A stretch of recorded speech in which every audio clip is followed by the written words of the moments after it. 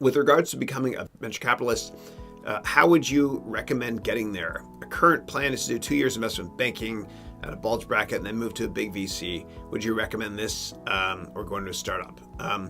So I wouldn't do that, what you recommended. And I see it happen all the time.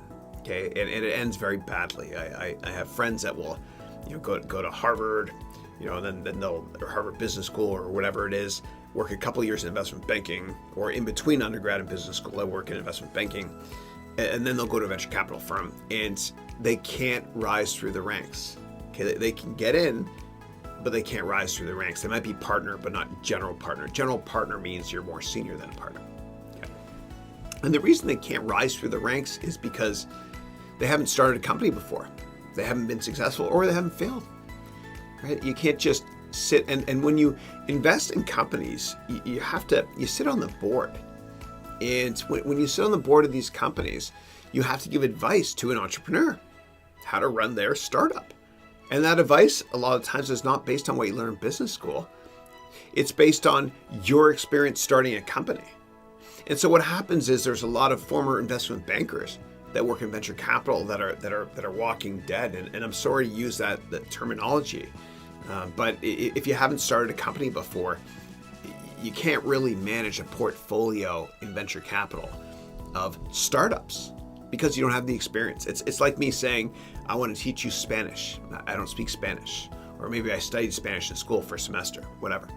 So I highly recommend getting work experience first, and do venture capital later in life. Don't do it early on, okay? It's a disaster.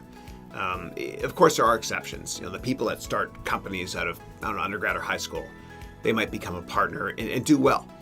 But you got to be experienced first, okay? Don't do it. Don't work. Do it because you won't be as marketable if you do it too, and you'll be frustrated. And a lot of friends of mine, I have lots actually. There's a buddy of mine who was my student at Stanford, my guest lecturer there a bunch of times. And he's a good friend. I'm good friends with him.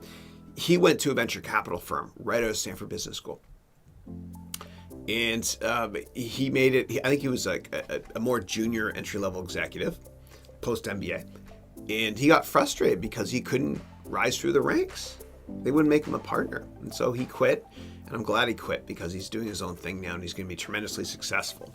So do not do venture capital early in life. Wait until later. Okay, wait until much, much later. And this is for everybody here, Alex included. When you start your career or your first job or second job, whatever it is, before you start and before you apply for that job, ask yourself, why do I want that job? Alex, why do you want to be an investment banker? And I'm not just picking on you. I'm saying all this with love in my heart, but I remember when I was at McGill, we all wanted to be investment bankers. And when I teach at business schools, everyone wants to be investment bankers. And a lot of people don't know what it is. Investment banking can be really tough. And people say, no, you make a lot of money. You actually don't. You make the same amount of money as a 9-to-5 person that graduated with you.